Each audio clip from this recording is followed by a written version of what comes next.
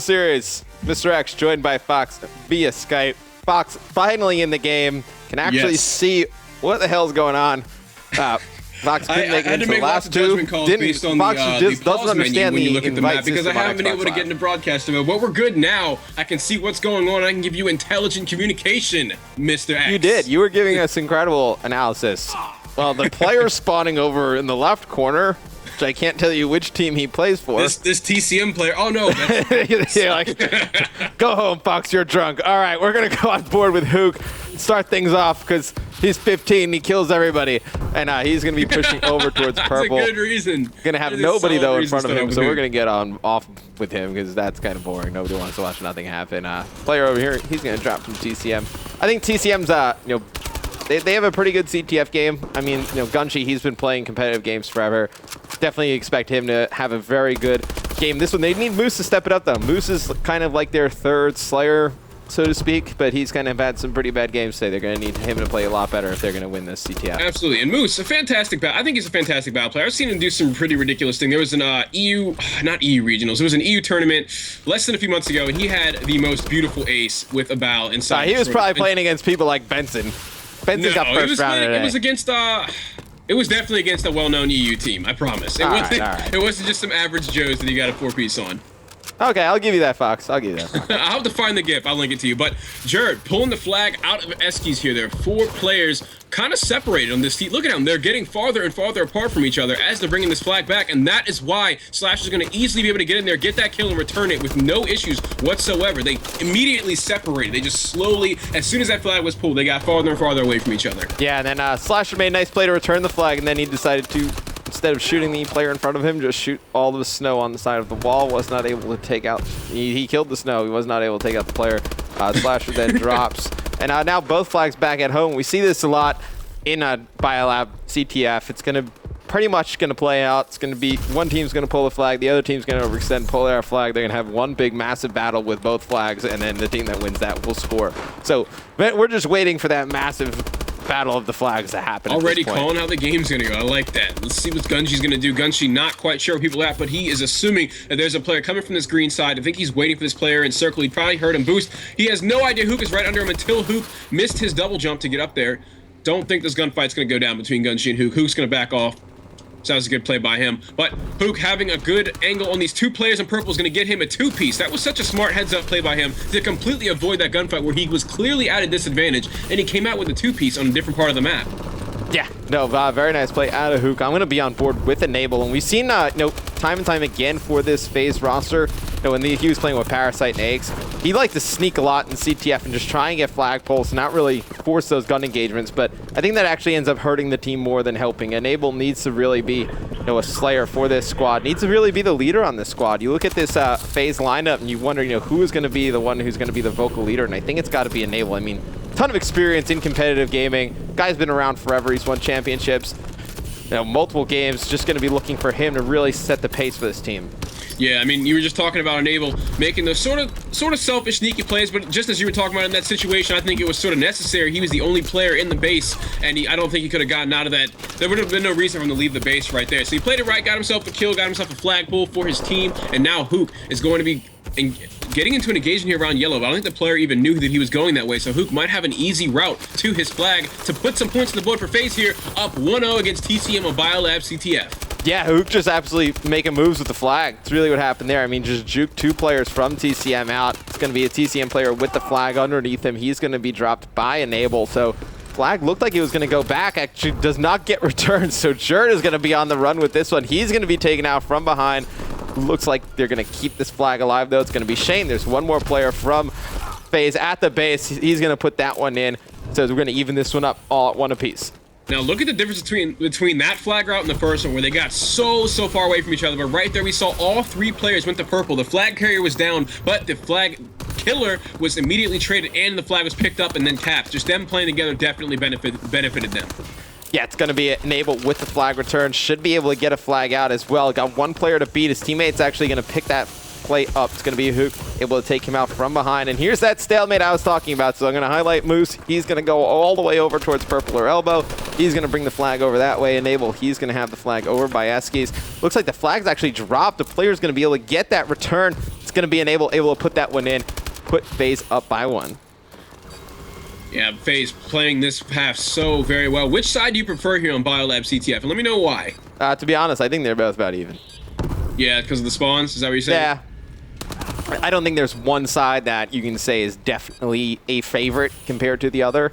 Right. I don't think there's really an advantage. I mean, kind of like, do you want to spawn green plat or do you want to spawn elbow? Those are really your two choices. Right. I guess you would want to spawn green plat, I guess. I mean, maybe I would say Atlas, but I don't know. I don't really think it makes much of a difference. Yeah, certainly not on Biolab. On the other maps, I definitely say that there's a clear favorite on most of the other maps, except Ascent. Oh, that's just tough. CTF in this game in general, really, just because of the spawns, the extra movements kind of throws things out of whack. Both sides are really even on a lot of the maps, except Retreat, I'd say. Yeah, I think Retreat, obviously, that has the one favorable spawn. Ascend, I would say attacking low is actually probably the one that you would want. I think it's if you can attack low, I think that's probably, I see a lot of flags being drawn from that side. This one, I think it's about even, to be honest. And look at this spot that Hook is sitting in off the start. I have never seen anyone do this. I'm staying on board with him. I don't even care if he kills anybody. It's a very interesting spot for him to be in. Just sitting on top of that invisible barrier, waiting for players. I don't think he's going to see too much action in this spot, unfortunately. But yeah, that's a pretty crazy spot to be in. Can you imagine using that in an S&D match? Yeah, I don't know. I've never seen anyone sit there. He's finding spots every day. See, even like him and Aqua, I think I always see them in weird spots that you would never see anyone in. But yeah. Nobody decides to push that. Too, so just in general, just sitting on like the ledges on things up in the corners of buildings, and you can do it in purple, you can do it in blue, and now we just saw you can do it right outside of purple on the wall. Yeah, I mean, him and Aqua have some creative spots. I think those are the two guys I see just sitting tons of different spots we don't see anyone else really even try and attempt to go to. And it looks like FaZe is going to be making a push on this TCM base. It's going to be led by Hook. He's going to be able to pick up one, pick up a second. He's going to be able to bring this one out. Snow, as long as they're able to pick up some kills over on the overextension. Let's see who that is. It's going to be Zuma on the overextension. They should be able to get a cap. That's going to be a cap in favor of FaZe. Absolutely amazing route and positioning out of this FaZe squad. Zuma was the only one watching the overextend, was still able to pull up that two-piece, and Hook with a nice two-piece to even pull the flag to put them on respawn, presuming to kill. Just amazing coordination out of this FaZe squad. Yeah, and here you see should have a stalemate of the flag. Zuma's though gonna not decide to pull it. He's just gonna wait. So we'll see what happens here. I think he's waiting on someone to come back and try and find it. I think his teammates actually cleared out, it looks like, but still not able to pull a flag. He's actually going to get it out. Nobody from TCM spawns behind him, so he's going to get the flag out towards elbow. You're going to have Shane have the flag all the way in the corner of green plat.